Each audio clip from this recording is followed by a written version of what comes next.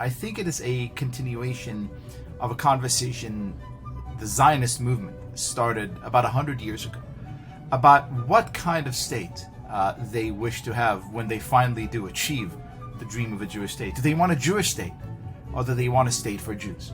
That is a real foundational, fundamental clash, which is why I think it will not get easily resolved, and why no real political permutation would solve this. This is an existential crisis. Hello, I'm Jonathan Tobin, editor-in-chief of the Jewish News Syndicate, JNS.org, and you're listening to Top Story, a weekly podcast where I analyze the most important stories happening in Jewish news around the world. Each week, I will break down politics, foreign policy, and culture to provide insights into what is going on behind the headlines. Hello, and welcome to Top Story. Thanks for joining us. I'm happy to welcome back to the show today one of the most important writers about Israel and Jewish life, Liel Leibovitz. But before we start, I want to encourage everyone to like this video and podcast, subscribe to JNS, and click on the bell for notifications. I also want to remind you that you don't have to wait a full week for more Top Story analysis. There is a daily Top Story podcast where I share more news and analysis with you about the most significant issues we're facing today. You can find the daily show under Top Story with Jonathan Tobin on the JNS channel on Apple, Spotify, Google Play, or wherever you get your podcasts. Also, I'd like to let you know that JNS is now on Telegram. You can find the latest news, including Top Story and other JNS TV content there, by subscribing. And now to today's program. As protests against the proposals put forward for judicial reform by the government of Israeli Prime Minister Benjamin Netanyahu move into their sixth month, it's time to ask again, what's really driving this argument? As far as the protesters are concerned, they're defending democracy against what they claim is an attempt by Netanyahu and his religious party allies to start an authoritarian state. This is a talking point that has been echoed repeatedly by liberals everywhere, including the U.S. government. But it doesn't stand up to scrutiny. As we've discussed repeatedly on this program, the notion that the only thing standing between Israel and a dictatorship is its Supreme Court and the legal establishment, the power to essentially override anything the legislative branch and the executive in the form of the Prime Minister and Cabinet does on any issue, with no more of a rationale than judges' ideas about what's reasonable, has nothing to do with democracy. The reforms being proposed would, if anything, make Israel more democratic and reinforce the separation of powers necessary to a functioning democracy, not to extinguish it. What then is at stake in this debate? It is about something much more fundamental than fine points of constitutional law, or even, as many have not unreasonably charged, the act of an opposition resistance that wants to overturn the results of an election it lost last November, though that certainly is part of the equation. Instead, it is a debate about what kind of country Israel is going to be. Will it be one in which the traditional liberal secular elites that have, regardless of Likud's election victory since 1977, retained a veto over the government of the country through the untrammeled power of the Supreme Court? When one listens to the demonstrators, it's obvious that what they fear is not so much a more powerful Knesset and Prime Minister, but the fact that the Knesset and Prime Minister will not be from the secular left.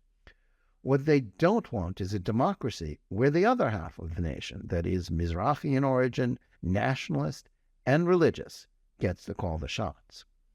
In short, is Israel on its way to being a more Jewish state in practice rather than one that is aggressively secular?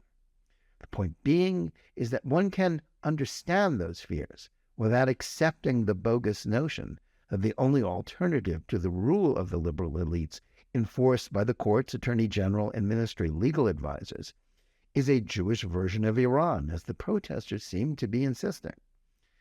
That is something a lot more important than the old left-right debate about territory, settlements, and the Palestinians that divided Israelis in the past. That's also true of the debate about whether it is right or healthy for Netanyahu to continue in power after so many years. That has stalemated Israeli politics for the last 5 years. And it's far from clear that there is a path towards compromise over this that will preserve peace. With us today to discuss this and more is one of the most thoughtful contemporary observers of Jewish life. Liel Leibovitz is editor-at-large of Tablet magazine and the host of its weekly culture podcast, Unorthodox, and daily Talmud podcast, Take One, and the editor of Zionism, the Tablet Guide. He's the author of several books, including biographies of Leonard Cohen and Stan Lee. A veteran of the Israel Defense Forces, he now lives in Manhattan with his wife and children. Liel Leibovitz, welcome back to Top Story. Always a pleasure. Hello. Great. Thanks so much for joining us today. I really appreciate it. Liel, you've done a lot of important writing about the subject of the protests about judicial reform in Israel, in both Tablet and also in Newsweek. In your view, what is this debate really about? Is it about democracy, as the protesters say, separation of powers, opinion about Netanyahu, or something else much more fundamental?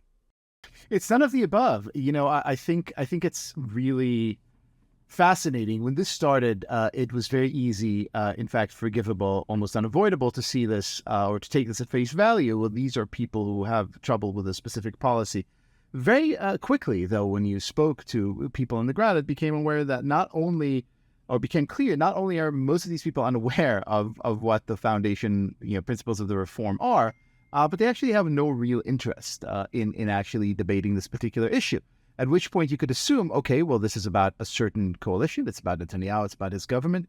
But I think it is about something deeper. I think it is a continuation of a conversation the Zionist movement started about 100 years ago about what kind of state they wish to have when they finally do achieve the dream of a Jewish state. Do they want a Jewish state, or do they want a state for Jews? I think you are now seeing about, and again, the numbers here are mine, they're rough estimates, and so I'm happy to discuss them. I think you're seeing about 2/3 of Israelis who truly want a Jewish state, who want a state that is permeated with the vision of the prophets of Israel, who believe that more, not less, liberty and personal freedom are the best way to achieve this, who do not wish for any kind of religious coercion or top-down religiosity, but who want to live free from limitations on religious expression in private and public life.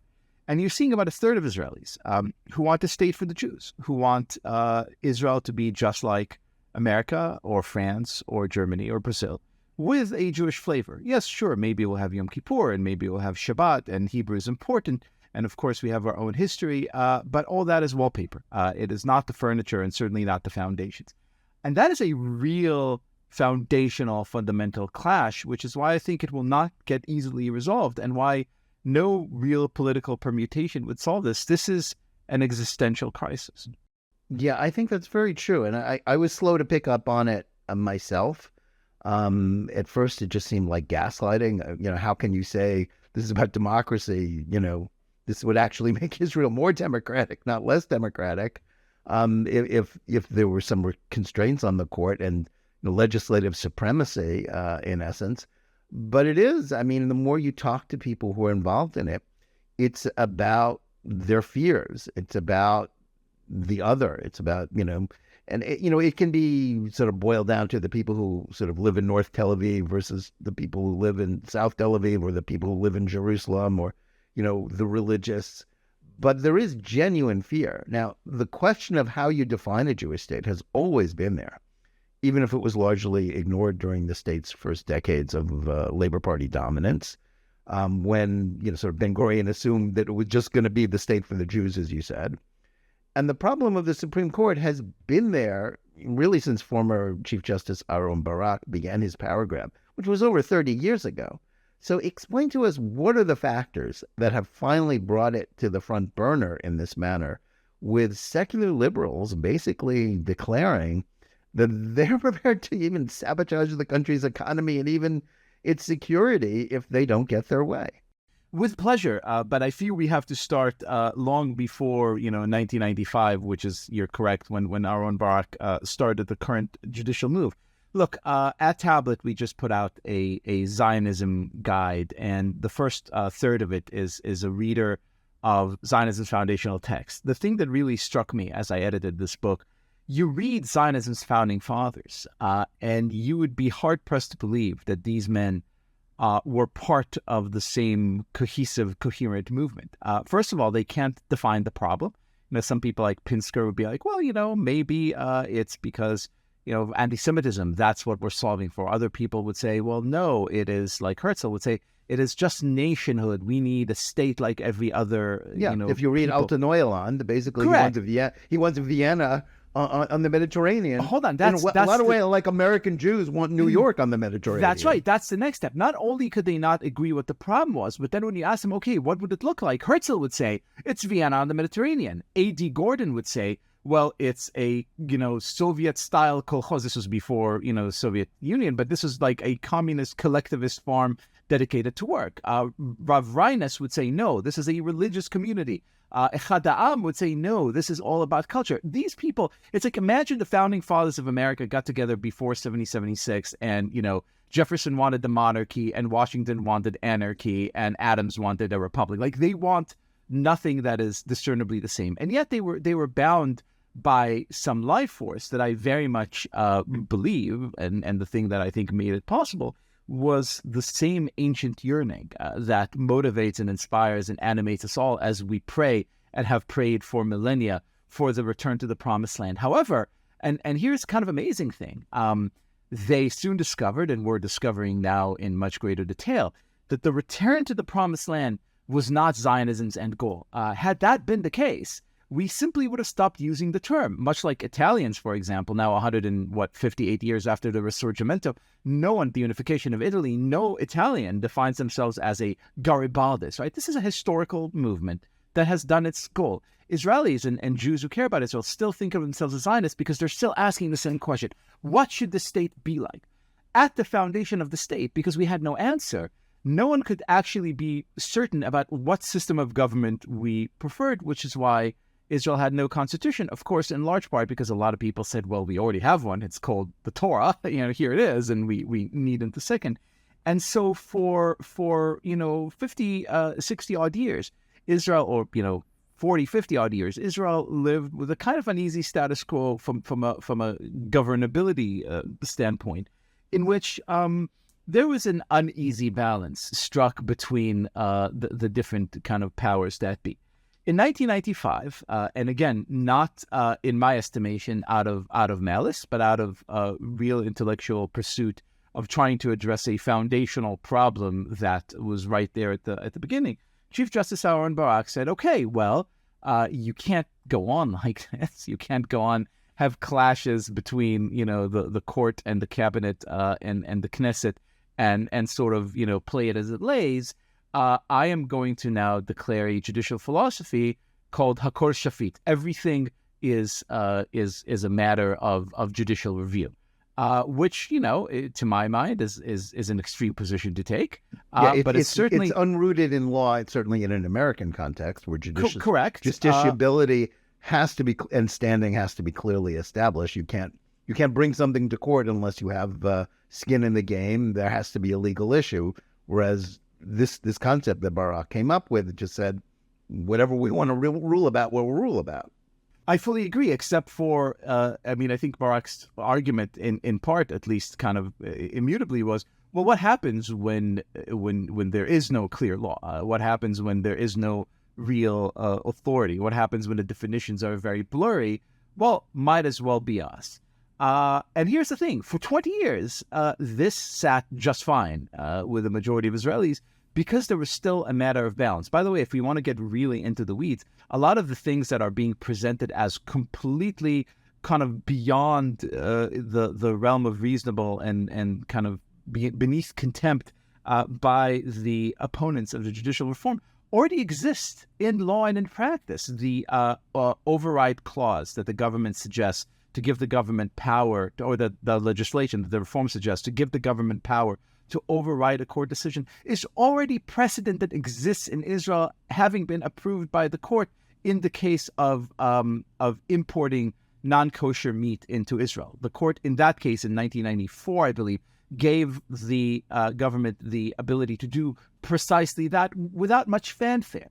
I think what's happening now is that the discussion, which again began more than 100 years ago, has finally kind of reached a point in which a minority of very powerful Israelis in positions of power in media, government, investment, etc., are realizing that the overwhelming majority of Israelis actually dance to a very different tune and have different ideas. They, again, want this to be much closer to Herzl's vision of being a Vienna or now New York on the Mediterranean, and wish to use whatever power they have because they genuinely fear. And I've spoken to a lot of my friends and my family members who are very much in the protest movement, and their concerns are genuine. Their consternation is heartfelt.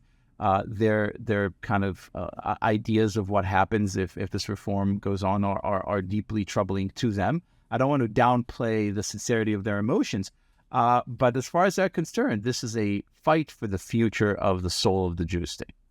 Yeah, I think it's also, part of, what led to Barak's judicial revolution, as you said, there was this, well, we can't go on like that, was because until 1977, there was no tension between, the legal establishment and the government because they were all, wearing this, playing for the same team.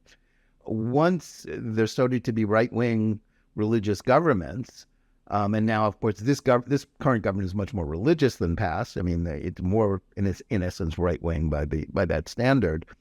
But the tension was created because the liberal elites were no longer in complete power. And I think as much as Barak represented his judicial revolution as a sort of a revolution in human rights, it was also based in politics.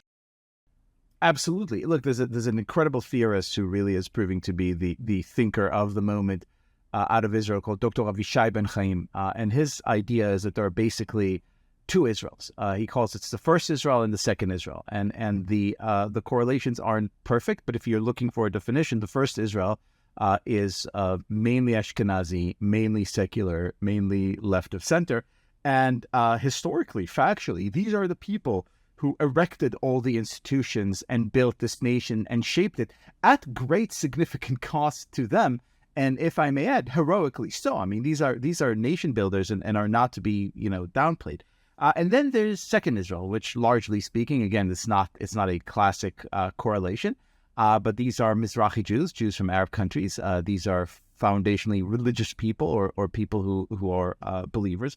And when the first Israel looks at the second Israel, I think it is sort of categorically horrified because the only lingua franca of first Israel is the language of international human rights, of progressive values and views. And so if someone comes and says, well, look, I subscribe to a point of view that sees the difference between the sexes very clearly, that not only believes that there are categorically only men and women, but also believes that they have very different roles to play in society and doesn't see this difference as some kind of form of patriarchal oppression or plot to keep down women, but rather as part of a rich and very nuanced tradition, that is immediately cause for suspicion. I want to tell you a brief story because I think it really illustrates very well what's going on that count.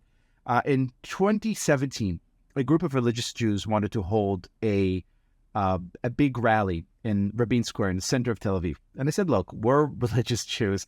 We're not accustomed to sitting men and women together. Here's what we're going to do. We're going to erect a big mechitza, a big divide, so that men could sit on one side and women could sit on the other side. However, this is a public event, and we're very well aware that segregated gender seating is kind of bothersome to a lot of people who we want to invite. So here's what we're going to do. We're going to create a mixed seating section, not in the back, not to the side, right next door to the segregated seating section. This is kind of like Sharansky's vision of the Kotel. Absolutely. Perfect. You walk in, you choose. You want A, you choose A. You want B, you choose B. No problem at all. Tel Aviv municipality struck it down. They said, no, you may not, because separate is never equal. And there is never any reason for you to insist that there should be separate seating under any circumstances. And here's the thing. From their perspective, Tel Aviv municipality, they're correct, because their primary values are the values of, again, this sort of progressive, meritocratic, technocratic, globalist, society. And they just want to be like every place else. And looking at people like us, immediately, I'm saying this with, my big black yarmulke on my head and my beard, they see us and they immediately assume a form of malice, a form of oppression, a form of ill intent, in large part because they don't know us, right? And right, exactly. And in large part because we're just the other. Yeah, that does get to it. Of course, this has been simmering for a while. I can recall Zev Chafetz, who was an American who made Aliyah and was wrote some interesting books about Israel in the 70s and the 80s. He worked in Begin's first government. He talked about a conflict between Israelis and Jews, 35 years ago, and at the time that was taken very ill. Certainly among American Jews who didn't want to go there. But it's that concept is right there now. And now, of course, tension between the Haredi community and their political parties that are so good at extracting funding and patronage from every government they've ever served in is nothing new. But while resenting them for the males not serving in the military, even for the fact that so many of them don't work is one thing, but claiming they want to impose religious law on everyone in Israel is quite another. And that's the fear that you've just raised, that it's the fear that the demonstrators have. Is it a reasonable fear? I don't think it's a reasonable fear at all. And in fact, I think it is predicated on again a misconception that is deeply lamentable. Most of my family are Gur Hasids. Most of my family is Haredi. They all live in various Haredi communities in Israel. And what I have learned from them, to my great chagrin, is that when they see Israeli society speaking about them, what they really hear isn't, oh, we want you to pull your weight. We want you to do your share. We want you to serve in the army. We want you to work. What they're really hearing is like, we actually want you to not be you, because they ask very rightly, okay, if I was to say I want to serve in the army, but hey, for me to serve in the army, you're going to have to make a few changes in the army to basically accommodate me and my beliefs. So what are you going to do? Have no female commanders speaking at ceremonies? Like, are you going to address all these halakhic questions that are very pertinent for Haredi soldiers and then basically Haredify the army? You would be crying, religious extortion all day long. You'd be in fact, crying to high heaven. The IDF really doesn't want a mass IDF infusion. really doesn't want or need these soldiers. So what my relatives are saying, you're using this as an excuse to basically say, oh, you're some form of benighted, shtetelized Jew. We want to bring you into modernity. Enough with your, primitive kind of the medieval expectations ways. that Ben Gurion had in 1948 when he made Correct. that original deal with the Orthodox. Correct. About exempting the ultra Orthodox from having to serve from the draft. And that's a tragedy, because you very correctly noted the other side of this coin is political players on left and both left and right side of the divide coming to the Haredi parties and saying, look, we need your support for electoral reasons. We're basically going to buy you off. And so the leaders of that community, and I do not think they are to blame at all, or at least for the most part, they're not to blame, understand, okay, look, here are two choices, either persecution or payola. We'll take door number 2, please. We'll take the money and play our part. No one has ever come and said, you are our brothers and our sisters. We love you, and we want to get to know you. We don't want to assume. well, we have the tanks and the startups, and we want you to be richer and more, physically fit. We also want to learn from you. We also want to learn Gemara with you because it's our tradition too. We also want to sit and have this Yiddishkeit. The thing that my cousins keep saying, and they're completely right, they say, look, we know the name of every single Israeli pop star and celebrity and media personality. If I asked most Israelis who the Khatam Sofer was, would they even know? Would they even know Nachmanides? No, they won't. The expectation that the Haredi community would just have to travel towards modernity without most of Israelis getting to know their Haredi brothers and sisters is just a recipe for disaster. But here's the thing. It's actually quite an easy solve because deep down inside, I think this community is looking for solutions. It understands that it is facing an economic disaster. It understands that it needs to change some of its basic kind of labor assumptions if it is to survive. It does want to work. It does want to support itself, but it wants to do it in a way that doesn't feel like the on-ramp to rapid secularization, and it's correct to do so.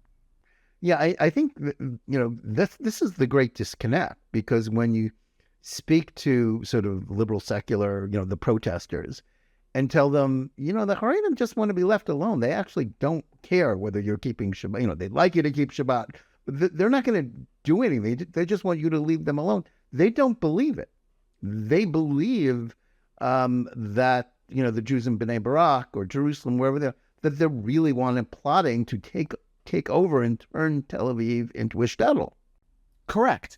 Which again, I think is in large part the result of dramatic and traumatic ignorance that most people in this movement, in this protest movement, have about, well, honestly, basic Jewish texts and tenets. When you see, again, these well-meaning protesters marching with the handmade tail costumes, those red robes with the white bonnets, imported straight from, the depths of hell of American, political vitriolic culture.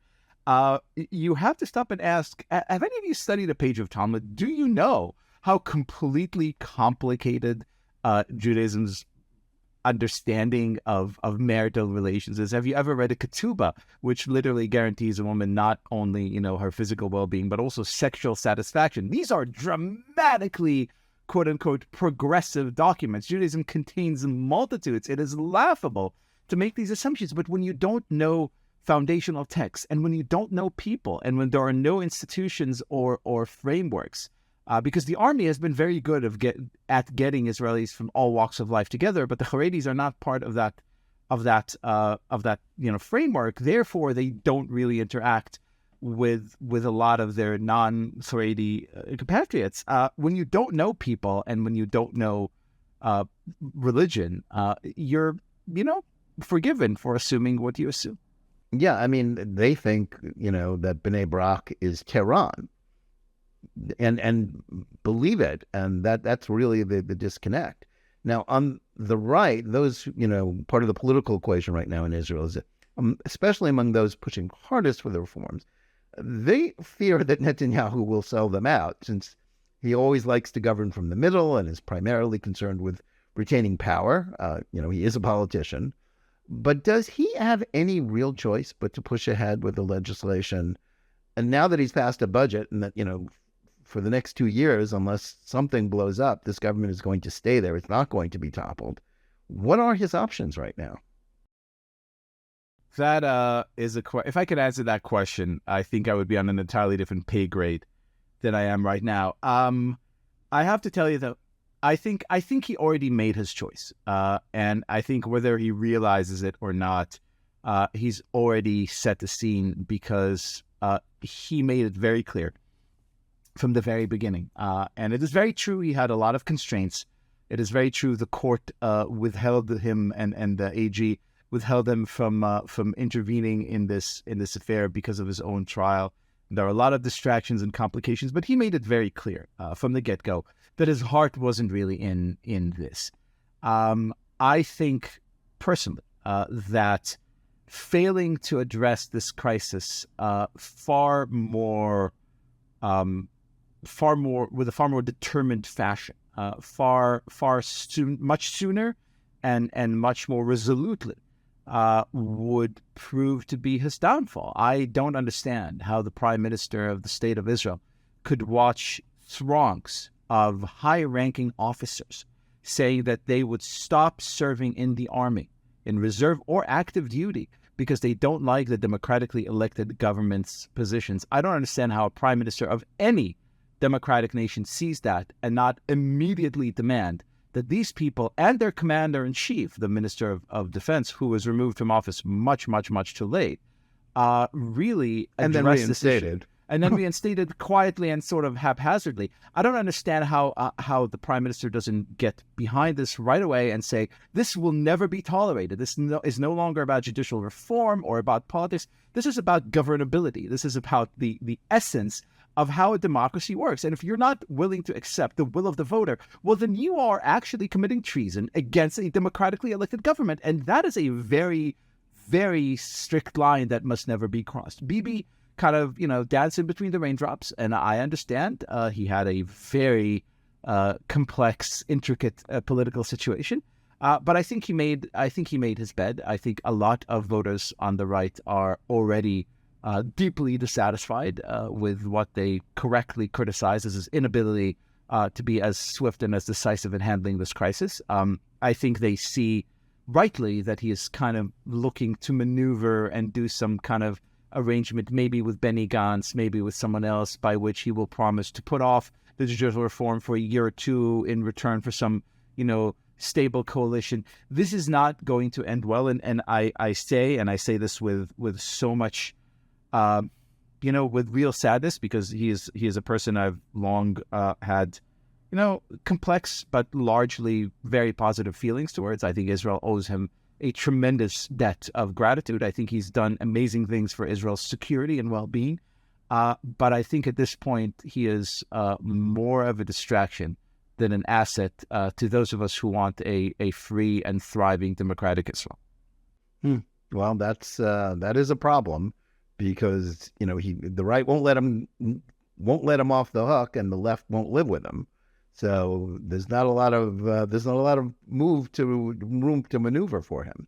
Now, is there any reasonable path for compromise on this issue? You kind of alluded before that you didn't think so, but obviously the efforts of President Isaac Herzog and the negotiations he's helped sponsor, they don't seem to point in that direction. But is there some kind of compromise that these people can come up with? I think you're really asking, two questions folded into one. Is there some kind of compromise on the judicial reform itself? I think not only is there room for compromise, I think compromise is essential. Look, I am the reforms, among the reforms' most ardent supporters and fans. Even I have pretty big kind of trepidations with a few of the specifics. For example, the override clause, to my mind, ought to be kind of bolstered by a super majority of 2/3 of the Knesset, not just a simple majority. We could talk about these things, and reasonable people could disagree. And if you talk to some of its architects, including, for example, Moshe Koppel of the Kohelet Forum, who is instrumental in bringing it, they agree with that too. They too. Yeah, I had him on this program, and that's what he said. A lot of criticisms, and we could agree. We could go have coffee and agree on the course of, an hour and a half long pleasant afternoon spent in Jerusalem somewhere. We could agree on all these things and iron them out, no problem. The reason that you see the efforts run by, Isaac Herzog, God bless him, and others, the reason why Labor, for example, quit the negotiations before they even seriously took off, is because I think most Israelis right now understand that we're no longer talking about the reform. We're really talking about this much more foundational question of what kind of Israel you want. And this is my main criticism of Bibi. What I want him to do still is get out there and not only govern the situation and disallow blatant anarchic attacks like clogging roadways for days and days on end and attacking democratically elected politicians, as happened to Simcha Rotman just the other day in Tel Aviv. What I wanted to do is go out there and express a very clear vision. Say, look, guys, sure, we could talk about this legislation. It's not what we're talking about. What we're talking about is the future of the state. Let me tell you what the future of the state is. Let me say right up top, this is not a normal state. This is a state predicated on a divine promise given to us thousands of years ago. This is a state that has always walked in the light of the visions of the prophets of Israel. This is a state in which the main goal of existence is to perfect the state of human affairs for the benefit not just of Jews, but for all mankind. The sort of, bottom line of the Bible, if you will, being this great line in Isaiah, Beiti bet tefillah yikareh lekol ha'amim, and my house of worship should be a house of worship for all nations. This is what we're put here to do. If this sounds crazy to you, if you disagree with this premise, you may be in the wrong state. If you agree with this premise, we could make so many compromises and so many things. Public transportation on Shabbat. Okay, well, we don't want it because it's a Jewish state and we want Shabbat to be different. However, we understand there are a lot of people who can't afford private cars, need public transportation. Not fair to condemn them. Let's find kind of arrangement, as is in fact the case in almost every city in Israel right now, in which public transportation works. It's not officially run by, Eged or Dan or the main transportation companies, but people could still get around relatively easily. We could find compromises on everything. In fact, this is all Judaism is, right? Finding modus vivendi, finding some kind of way to make the community all stick together. But that's not the conversation we're having. The conversation we're having, first of all, is about vision. What is it that you want? And I think most Israelis want something very close to what I just expressed. And a minority of powerful Israelis say, that's crazy. Prophets, promise, God? No, we want, exits and Netflix and great kind of economic and military strength. And yeah, well, maybe some tradition, some language, some history, but none of that crazy stuff. And that's a divide that you cannot, you just can't bridge. Yeah, that is a divide you can't bridge. Now, that leads me to sort of my next question. If Netanyahu does the bidding of most of his coalition and ultimately passes most of or some of the reforms, obviously, never getting the sign off from the opposition, they'll never agree to it. How much trouble can that opposition really make once it's done, once it's a fait accompli? And would they and their allies abroad, which I might add includes, the most of the leadership of American Jewry, which is liberal, and the Biden administration, what happens if they follow them down the path of a truly existential confrontation? Sadly, I don't see any other path in the long run. Bibi may cave. He may very well fall. He may very well be replaced by a center-left government. He may even be inherited by some other far less deserving heir to the throne from the right. But eventually, it may take another 18 months or another 18 years. But eventually, we're going to get to exactly the same point and have the exact same conversation. What happens will be very, very clarifying. We would no doubt receive wall-to-wall condemnation. You would no doubt hear the same laughable language of anti-liberal, anti-democratic, because, of course, the very definition of democracy is doing exactly the opposite of what the majority of voters want. But by the way, you would lose a lot, not just support, but also a lot of resources. Some accounts that I've read had the amount of money siphoned out of Israel by Israeli companies as form of protest. It's somewhere, north of $5 billion. Israel will sustain. That's a lot of money. That's a lot of money, and I think Israel will sustain a grievous kind of blow.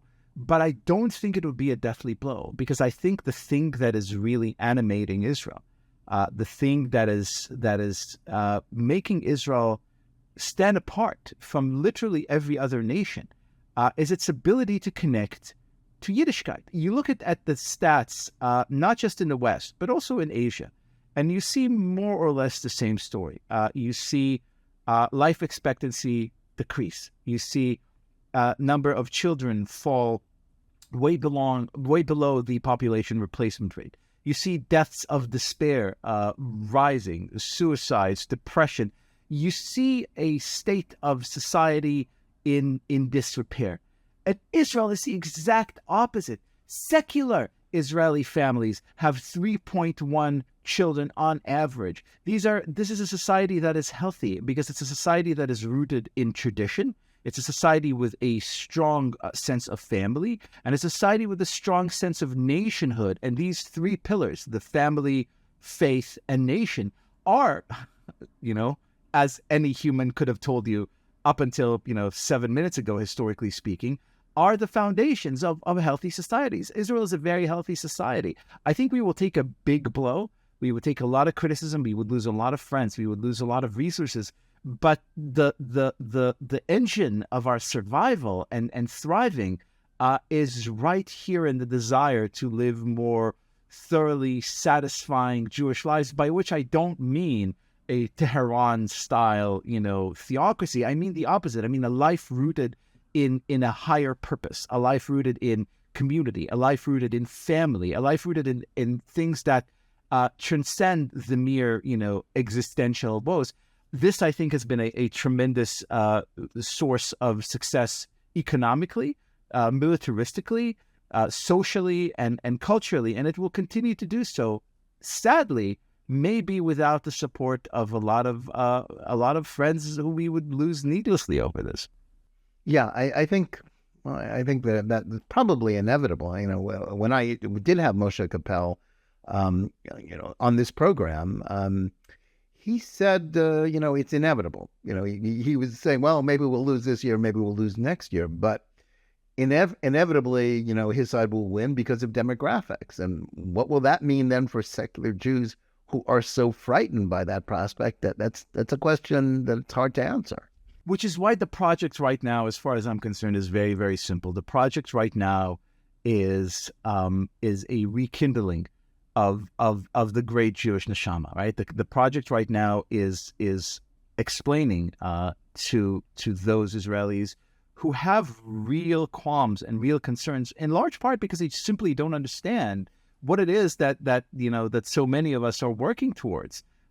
The purity and joy of the life in a tradition that we're seeking to explore. I fully think that once you open doors, and I think this is a story of what happened in Israeli culture over the last 20, definitely 15 years, all of a sudden you see Israeli singers like Ishai Ribo, for example, a Haredi singer who soon, by the way, will be the first Israeli artist to sell out Madison Square Garden, to play Madison Square Garden, because, his songs, his big hit, for example, Seder Avodah, is taken verbatim from Tractate Yoma and the Talmud. The fact that Israeli society now has a blockbuster song that everyone likes based on the Talmud shows you what kind of great promise there is in this kind of cultural and theological literacy. I think once we start having a conversation, not in terms of the clash between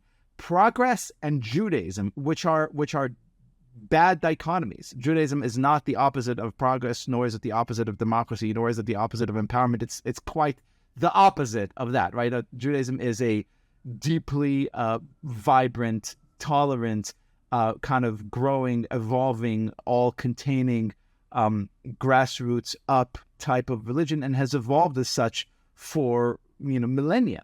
Once you inform most secular Israelis, and I use this term begrudgingly because I don't think there's any such thing as a secular Jew, but once you open this door, and once the conversation is on the basis of getting to know each other and getting to explore our shared culture, instead of seeing it as a clash of civilizations, which it is not, I think we would mitigate this disaster by far, and we would end up putting a lot of these disagreements aside much more easily than we anticipate or suspect right now.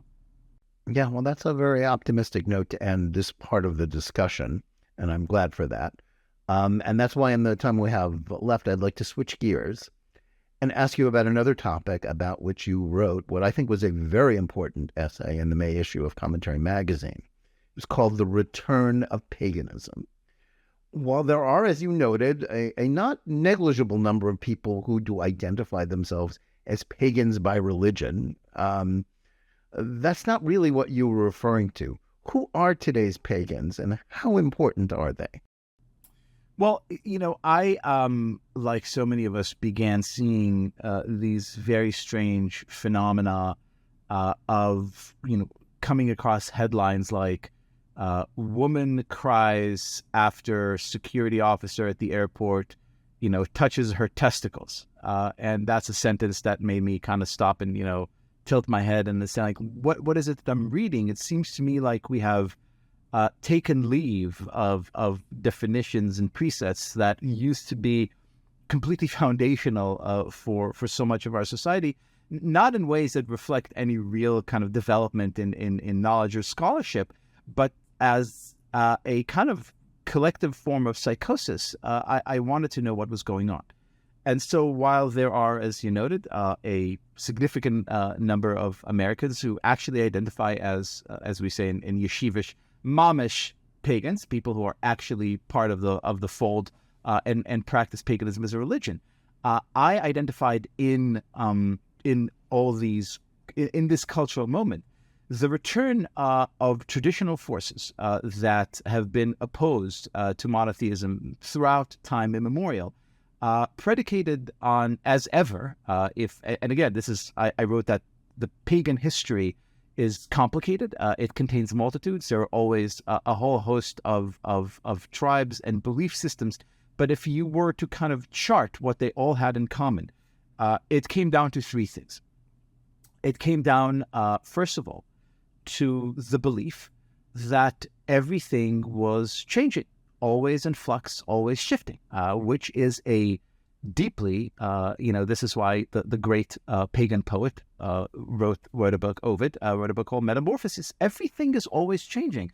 The god today is a bull, and tomorrow he could be the wind, and the third day he could be a person, because that is the nature of this universe. It is always in flux, which, if you think about this, is deeply, deeply, deeply distressing to people, because that means that you can't truly have any kind of fixed point of view the way that, we Jews, for example, have in, one creator, one morality, one Torah, one law. If that is your foundational assessment, that brings you to the second thing, which is an adoration, an animist adoration of nature, the belief that if everything is changing and the gods are everywhere, then the rocks, the trees, the elements are part of the collective godly divine spirit, and therefore deserve our supplication, which is why every pagan culture was nature worshipping, and why increasingly you see in our own culture, in our own society, the idea that the environment, the planet, Earth, deserves not just our careful scientific consideration so that we may preserve natural resources, which is a very kind of understandable idea, but rather deserves admiration, deserves supplication, deserves, worshipful prayer, which is why you see activists do things like throw cans of soup at Van Gogh paintings, which is why you see people with positions of, scientists in major universities saying, we refuse to debate climate deniers. Like, isn't debate the whole essence of science?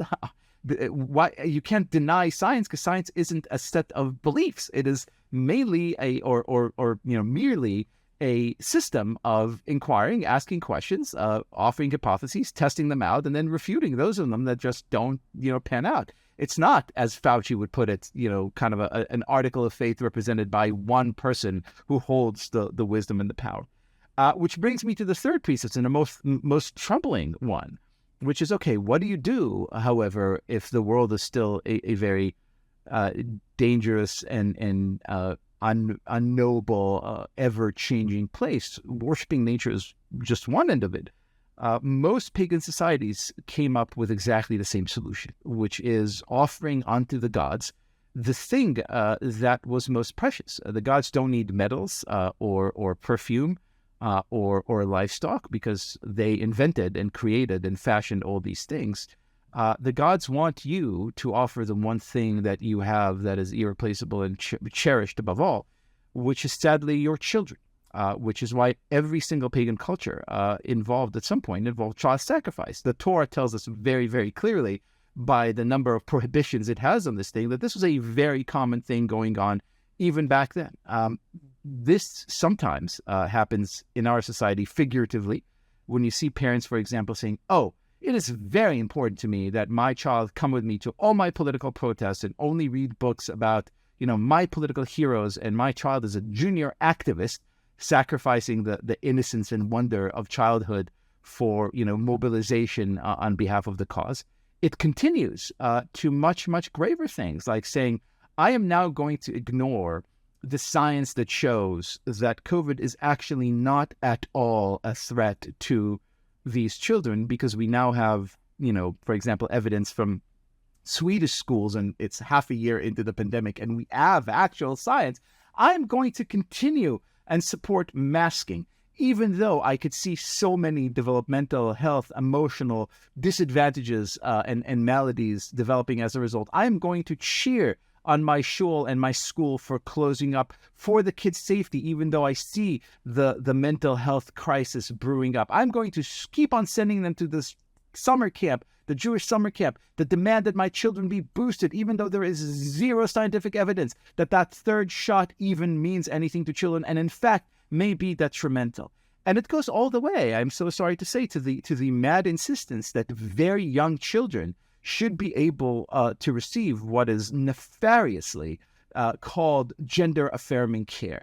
The fact that we don't let a person younger than 21 consume alcoholic beverages, but a 9-year-old may make a decision about his or her gender, is absolutely bonkers. Nobody under 16 can consent to sex, even if they are actually consenting.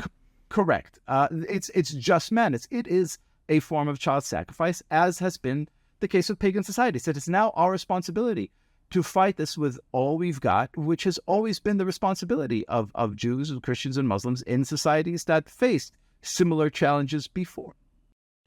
Well, I think you've gone straight to what I was going to ask you next, because this paganism manifests itself in many ways, but I think the issue that has in some ways become the most important is that of transgenderism, because it asks us to, and it's intellectually, I think, insupportable, because it asks us to accept two things that are contradictory. On the one hand, they say that, people are transgender from birth. They know it, which is why they argue for gender-affirming care, that they think children know that they're transgender. And at the same time, they claim that gender is utterly fluid, that a person can declare themselves a man or a woman, regardless of their biological sex. Those two things don't jive. And, we are living in a society, you spoke of the obligation of religious people, of Jews, people of faith, to battle against this child sacrifice. But we're also in a country where President Biden says that transgender rights are the civil rights issues of our time. And many people, and certainly almost everyone on the political left, agrees with him. The government, the federal government, is in favor of this quote-unquote gender-affirming care. How do we separate a libertarian instinct to live and let live when it comes to differences with how people want to live, and with what you, I think, rightly declare as an aggressive pagan drive to take over society? I actually don't think it's a hard question, Jonathan. I am going to appropriate a slogan that our friends on the left have been enjoying these last 3 years. I suggest we trust the science. Here's an example. A researcher in Brown University had a pretty extensive research into a group of girls who spent time together in online forums, and found that those who spent time in groups that were devoted to discussing transgender ideology, for lack of a better term, were much more likely to exhibit gender dysphoria, meaning that unlike the scientifically sound notion that there are, always have been, and always will be, a very small portion of the population that truly, from birth, was born into the quote-unquote wrong body, which is a phenomenon that the Talmud itself confirms by virtue of speaking of several kind of transgender and multi-gender phenomena. Unlike that natural, understandable, researchable, and supportable phenomenon, here we see a phenomenon in which this is just a trend of people exerting cultural influence and causing real harm as a result. Once you understand that, it is not that hard to reconcile your desire to live and let live with your greater desire, and in fact with your responsibility to keep kids from being hurt. And as a society, I think we have the great challenge of reminding ourselves that we do have the right to resist those forces that are there to hurt our children, which, by the way, include even things that are considered far more mainstream, like, for example, to use an unpopular example, social media. To come and say, as parents and educators, I don't care how cool or lucrative or, foundational to the moment this is, we're not going to be on it because we have different values. And this is my main point. Look, us Jews, we've always been outsiders. The trouble begins when we so desperately and eagerly want to fit in. We come and say, look, we have our values. We know crazy when we see it. We want out from this because this is not good for people and certainly not good for us. That is what parents have the responsibility of doing now. It is a very tall order to be the only one, standing athwart history yelling stop. But we have no other choice. Quote William Buckley, yes.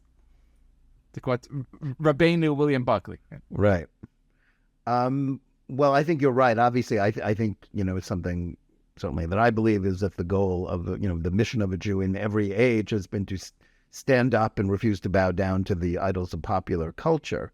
But I guess my question right now is, and the question I am often asked, what is the ultimate goal of these pagans? Is it cultural Marxism, the destruction of Western civilization, something else?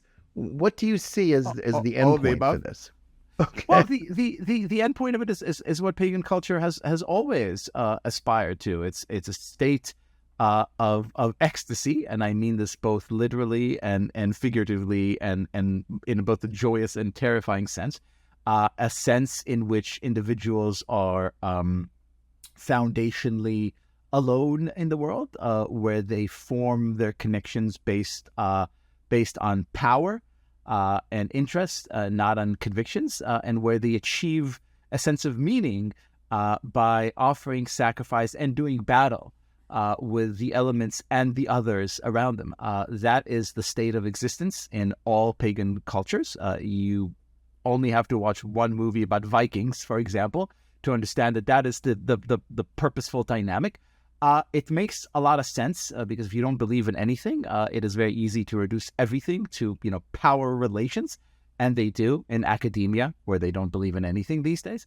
But our goal as Jews is not only to refuse to bow down before idols, but it's also to remind this country and anyone else who would listen that there is a much better way. Because, as my friend Dr. Rabbi Ari Lam likes to say, the Hebrew Bible is every much the moral foundational document of this country as the Constitution is the political foundational document of this country. It is our duty right now not just to step aside, but also remind people that this all against all war, that this belief that everything is always in flux, that this notion that you have to sacrifice your children to prove your worth to the collective virtue machine is bad, that we have met it before. Sometimes it was called Moloch, sometimes it was called Joseph Stalin. But the idea is the same exact idea. And all those pagan empires have all rotted and gone. And we're still here, and we're still thriving. That reminder is really important right now. Yeah, I think that's a very hopeful note. And I think, this issue, of child sacrifice is perhaps the issue where, woke ideas will come a cropper. At least one could hope so. Liel, I want to thank you so much for joining us today and providing us with some really important insights. We also want to thank our audience. Please remember to tune in every day for Top Story Daily Edition. And whether you're listening to us on Apple, Google Play, Spotify, or any of the other podcast platforms, or watching us live on Facebook or Twitter, or on the JNS YouTube channel, please like and or subscribe to Top Story, click on the bell for notifications, and give us good reviews. Please write to us at editor@jns.org and let us know where you listen or watch the show and what you think about it. And remember, keep reading and thinking for yourself. And we'll see you again next week.